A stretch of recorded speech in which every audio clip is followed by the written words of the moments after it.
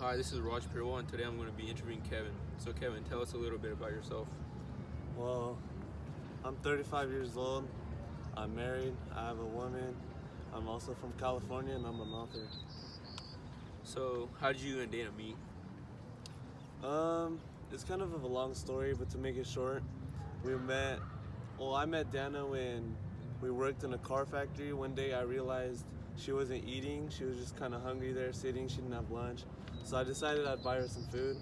And then it kind of went from there. We got to know each other better. And from there it was history. So what was your family's reaction to your marriage with Dana? Unfortunately, they didn't really like it, mostly because she was colored, and like back then, it wasn't really cool to marry a colored woman. They didn't want me marrying her at all, but like I kind of went with my own opinion, and I really liked her and loved her, so I kind of just went with it. My parents and siblings, they stopped talking to me, and they're just unsupportive the whole time, and they just completely discarded me from their life. So how did your relationship change before and after Dana started to shift from time period to time period? Um, Honestly, before Dana started shifting back to the past, we had a really strong connection. We had a great relationship together. We were always together, so the feelings were mutual. We both knew what we wanted, and it was just perfect. But as time went on, we started to drift away from each other. There was no trust or communication, especially since she'd be in a different time period. I'd be in the present, she'd be in the past. It just wasn't really working out. After she returned to the present with me, I kind of realized that we started rebuilding our connection, our relationship, and it just became strong again. What was going through your mind when Dana was transported back to the present without you? When Dana left without me, I thought I was lost forever. I wasn't ready to move on, especially because we've known each other for so long. I just wanted everything to go back to how it was. In what ways did your stay in the past alter your viewpoint of the pre-Civil War South? My story in the past really opened my eyes to the reality of antebellum South. What did you experience in the 4 years that you were stuck in the 1800s? I got to experience a lot, especially the way of life during that time period. My viewpoints were greatly altered. During the 4 years, I worked tirelessly to free as many of the slaves as I could, just free up some more culture. Why were you acting strangely after your return to the present time? I was acting strangely mostly because I had lived there for 4 years of my life in a practically foreign country. For example, everything was different. I didn't really know how to live. My ideology and the way of life were completely changed, and I witnessed things that were unimaginable and I can't forget. What led you to believe that Dana had been raped by Rufus? The biggest point for me was she was acting way different than she used to. I thought it was because she had been raped. In reality, it was due to everything she lived through in the past. So obviously because she was colored, she saw all the slaves, and she was just completely changed her life. Came to save Rufus. I thought she was there to harm Rufus. I had no idea that she was the one who saved him. I was just looking out for my son. Why did you let Kevin and Dana stay in your home? Kevin had told me that he was going to stay temporarily until he went west and sold Dana. I just wanted to help out Kevin. What do you think? What did you think when Dana vanished into thin air for the first time? Well, I thought she was a witch or something. I never seen anything like that in my life. Why didn't you want Dana around your slaves for too long, especially by herself? I didn't want her to give her any ideas of educating them, which one day could lead to their freedom. Why did you whip Dana for trying to teach the slaves, even though you didn't own her? I had to discipline her and reaffirm that I was in charge of the plantation.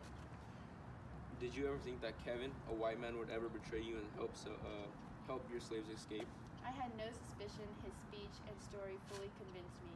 He was also white, which further increased my trust. So why didn't you just let Dana escape, given the fact that she was of no use to you? I had to keep her because she was educated and could have possibly helped all the slaves escape. Rufus had also told me that he needed her at all costs. So why did you fear Dana but nobody else on the plantation? I feared her because she was educated and intelligent. I had also seen her vanish into thin air multiple times. Why did you allow Dana to teach slaves when you're much older, despite whipping her for trying many years before? I had nothing to lose. My time was coming to an end. I just wanted to please as many people as I could. I had greatly changed compared to when Dana had first tried to teach the kids how to read. So Dana, what was your initial reaction when you started to become dizzy and disoriented? Did you think that you were fainting? Yes, my first initial reaction was that I had thought I had just been fainting. I've never felt that way before.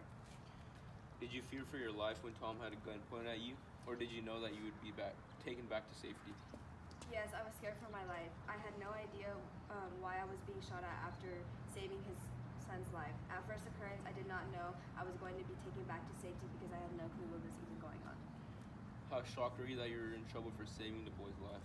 I was in total shock after seeing a gun pointed at me for saving his child's life, and even after his mother's initial reaction. But I didn't make a scene. I just let it go. When you were taken back to the past, did you realize where you had been? At first, I did not realize where I was until I realized I was going back to the past for the same person, Rufus. Then I soon realized I was there to protect him, to protect myself and my family. Did you think this event was a one-time thing, or that it would keep lingering for a long period of time? I thought it had been a one-time occurrence. The first time it happened, when I saved Rufus from drowning, I thought it was crazy and I thought this could never happen. Why didn't you tell anyone about this occurrence? It was hard for me just to tell Kevin about the reoccurrence of having to go to the past and then back to the present. It is something that was hard for me to believe, and I couldn't imagine telling someone else.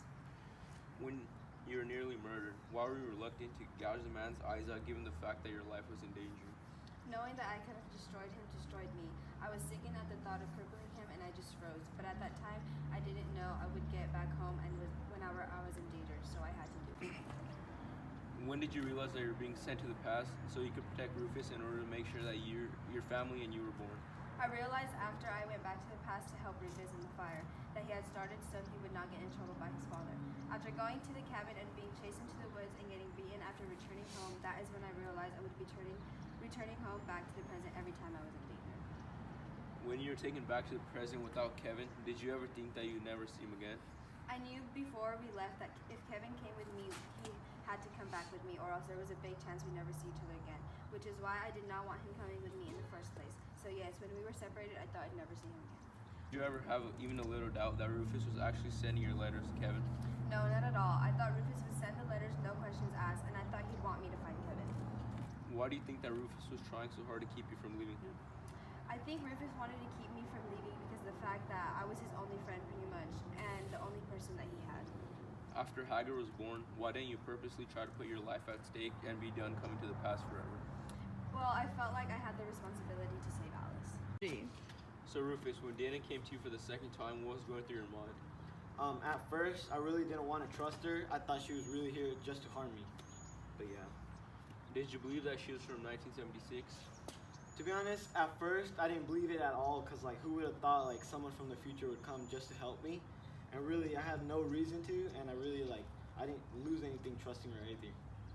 When you broke your leg, were you expecting Dana to appear due to the fact that she had told you that she would appear whenever you were in any sort of danger? I mean, now thinking back to that time, really, I completely forgotten because I was going through so much pain of my broken leg. But I didn't really, like, expect her to appear out of nowhere.